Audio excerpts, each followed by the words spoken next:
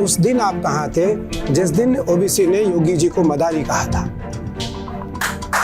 योगी जी को मदारी कहा था, इन्हें कपड़े पहनने का अकल नहीं है। उस व्यक्ति ने सनातन को उतनी गालियां दिया जी, उतने अभद्र टिप्पणी किया, मुझे जो प्रतीत है जी, मुझे लगता है संसार में उतनी टिप्पणी, उतनी अभद्र गालियां संसार में किसी ने भी सनातनियों को नहीं दिया होगा। सनातन जो अनादि अनंत जिसको कहा जाता है, वो संकट में कैसे आ सकता है?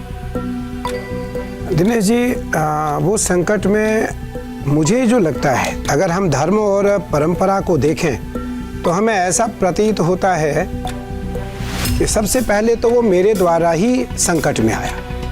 जो धर्म परिवर्तन है, हमारे कृष्ण, मैं यह बात इसलिए कह रहा हूँ, हमारे कृष्ण भगवान श्री कृष्ण ने कहा स्वधर्मे निधनम श्रेयः परधर्मो भयावह। कृष्ण का वाक्य, मेरा नहीं, कृष्ण का वाक्य। भगवान कृष्ण ने कहा स्वधर्म।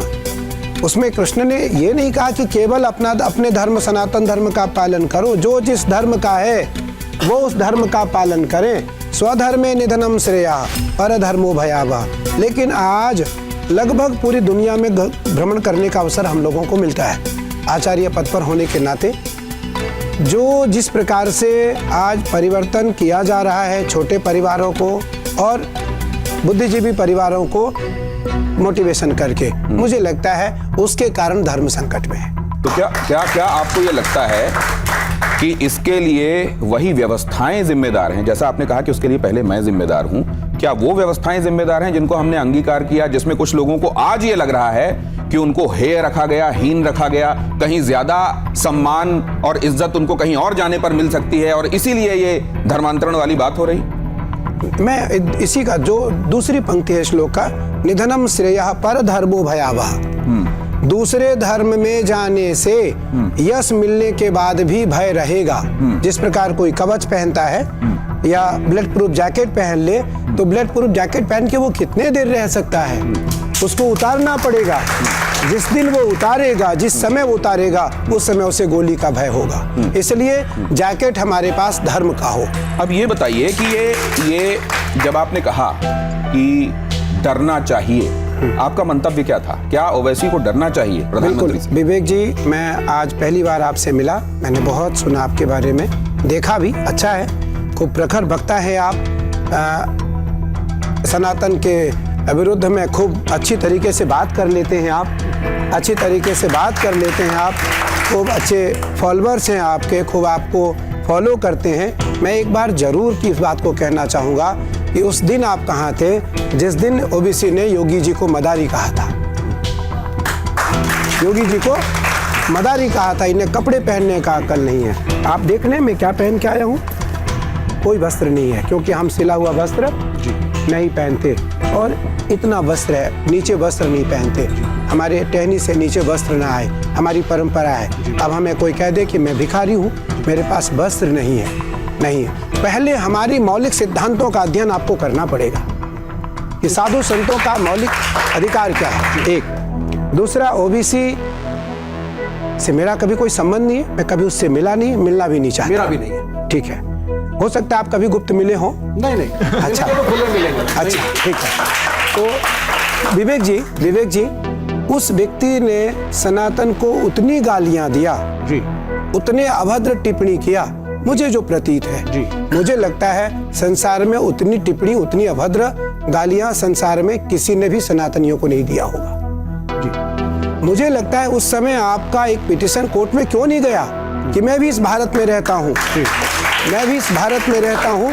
आपको भारत के लिए, देखिए भारत तो सबका है, तिरंगा के नीचे हमें झुकना है, धर्म सबका, पंथ सबका अलग अलग हो, झंडा तो हमारी एक है, हमें उस झंडे के नीचे सबको झुकना है। यहाँ आज जितनी ये श्रेष्ठ हमारी जनता बैठी हुई है, आप 4 के 4 सरस्वती भरत पुत्र बैठे हुए हैं, मैं धर्म के रूप में यहाँ आचार्य पद पर स्थापित एक आचार्य बैठा हूँ, ये देवर्षि नारद के रूप में मैं फिर आपको देखो, ये तालियां बजी, तालियां कभी नारद मुनि हो जाते हैं। नहीं, वो जब देवर्षि नारद कह रहे हैं, वो भी नारद मुनि ही कह रहे थे, फिक्र मत कीजिए। मैं आपको नारद जी की एक बात बता रहा हूँ। यहाँ जितनी आज हमारी माताएं बहनें, हमारी छोटी छोटी बहनें, हमारे बुजुर्ग बैठे हैं, विद्वान बैठे हैं, आप चारों, नारद का मैं एक शाब्दिक अर्थ इसलिए यहाँ बता देना चाहता हूँ कि नारद का जो भ्रम है वो दूर हो।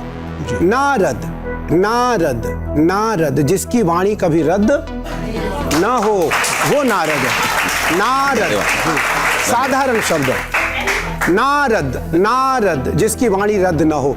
और नारम ज्ञानम ददाति इति नारदः, जो हमारे जैसे, आप जैसे विद्वान को नहीं, हमारे जैसे मूर्ख को, हमारे जैसे सामान्य जनता को सत ज्ञान दे, वो नारद है, वो नारद है। नहीं, मेरा एक ये कहना है, मैं आपको 2 मिनट रोकूंगा सिर्फ।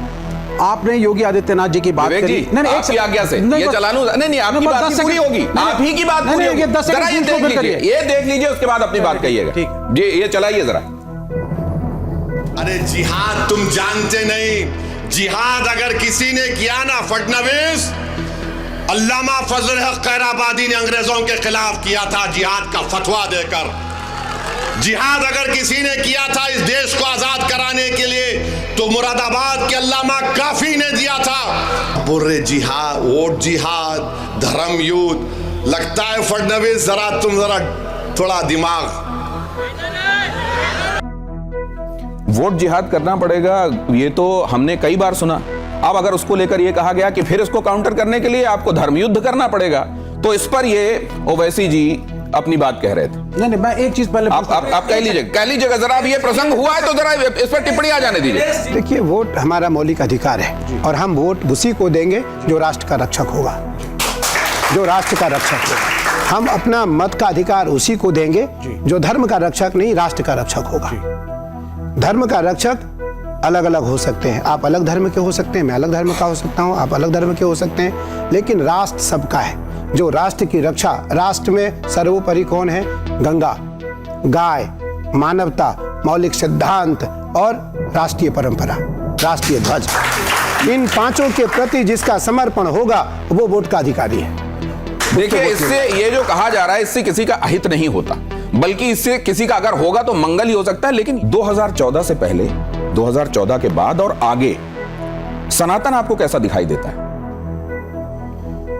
देखिए, राहुल जी बहुत बड़े पत्रकार हैं, मैंने सुना है इनके बारे में, पर मैं एक बात बताना चाहूँगा कि आज जो हमारी चिंता का विषय है वो ये है बेटी रोटी और चोटी। बेटी रोटी और चोटी। आप हमें बताएं, जो जाति की बात आती है तो जाति तो हमारे यहाँ वेद की परंपरा है। एक मंत्र है, ब्राह्मणों से मुखमासित बाहु राजन्या कृता उरु तदस्य जात वैदा। तो भगवान के अंग से ही चारों की उत्पत्ति है, ब्राह्मण, क्षत्रिय, वैश्य और शूद्र। हमारे यहाँ अलग नहीं माना गया इसको, हमने अलग इसको दिया ही नहीं कभी। शूद्र जो है वो भगवान के पैर हैं, भगवान के, हम सदैव भगवान की पैरों की पूजा करते हैं। लेकिन आज जो हमारी युवा पीढ़ी है उनमें आपको धर्म परिवर्तन होते हुए नहीं दिखाई पड़ रहा है? मैं उत्तर दूं जी। धर्म परिवर्तन मेरे हिसाब से एक आध्यात्मिक अपराध है, मैं उसके बहुत सख्त विरुद्ध अच्छा है, नहीं तो बहुत अच्छा है। ठीक है, क्यों? लेकिन कुछ धर्मों में दूसरे लोगों को अज्ञानी और अंधकार में डूबा हुआ बताकर, समझकर, उनको ज्ञान और प्रकाश के उसमें लाने की कोशिश में धर्म परिवर्तन का एक प्रावधान किया गया है। मैं समझता हूँ कि यही अपने आप में एक अनाध्यात्मिक भाव और बात है, तो मैं इसका सख्त विरोधी हूँ। बिल्कुल ठीक है, अच्छा है, क्यों अच्छा है? तो दूसरी बात, एक अधिकार नहीं है। अरे मैंने कहा अधिकार है, संविधान, आप उसको जस्टिस नहीं देंगे अपने समाज में। विवेक, अम्बेडकर ने गलत किया था। विवेक, मैं आप कुछ कहूँ? अम्बेडकर पे बोल दीजिए। आपने उत्तर दे दिया। क्यों हिंदू धर्म? अरे सुन तो लीजिए महाराज। नहीं, विवेक जी कह रहे हैं कि धर्म बदलने में सर कोई दिक्कत नहीं है। तो आप कब बदलने वाले हैं? अरे एक मिनट, हम तो मानते नहीं, आप मुझे बात बताइए। अरे विवेक श्रीवास्तव लिखते हैं आप। B.R. अम्बेडकर ने, जिसने कॉन्स्टिट्यूशन लिखा, जिसने कॉन्स्टिट्यूशन, नहीं एक मिनट, जिसने एक मिनट 10 सेकंड राहुल जी के ले लूंगा 10 सेकंड। अम्बेडकर ने हिंदू धर्म त्यागा, बौद्ध धर्म अपनाया, क्योंकि उनका कहना था कि दलितों को इस धर्म के अंदर जस्टिस नहीं मिलेगा। आप कह रहे हैं कि कन्वर्जन नहीं करना चाहिए, वो आध्यात्मिक है नहीं। अब आप इस पे बोलिए। मैं बोल रहा हूं उन्होंने जिन कारणों से हिंदू धर्म छोड़ा और बुद्ध धर्म अपनाया, अगर आप उनको देखेंगे तो मैं उनको बिल्कुल चुनौती नहीं दूंगा। उनके जितना विद्वान बहुत कम हुए हैं इस देश में, और उन्होंने सारे धर्मों का बहुत अच्छा अध्ययन किया था, और उन्होंने हिंदू धर्म की कुरीतियों से, रूढ़िवादिता से, कट्टरता से और जातीय वैषम्य से, और जो यंत्रणाएं दी गई दलितों के सब, ठीक है, उससे दुखी होकर, और जब और कोई उपाय नहीं, उन्होंने बहुत प्रयास किए बात करने के। वो जगह जगह गए, सनातनियों की सभा में जाके गए और उनको वहां पे बोलने नहीं दिया गया। इस तरह के जब अत्याचार हुए तो इसके बाद उन्होंने एक भारतीय मूल के धर्म को ग्रहण किया। ठीक है, अब इस चर्चा एक मिनट, अब संविधान की बात। संविधान हमारा सभी धर्मों को अपने प्रचार और प्रसार की अनुमति देता है। धर्म परिवर्तन की अनुमति हमारे संविधान में नहीं है। अगर हो तो बता दीजिए।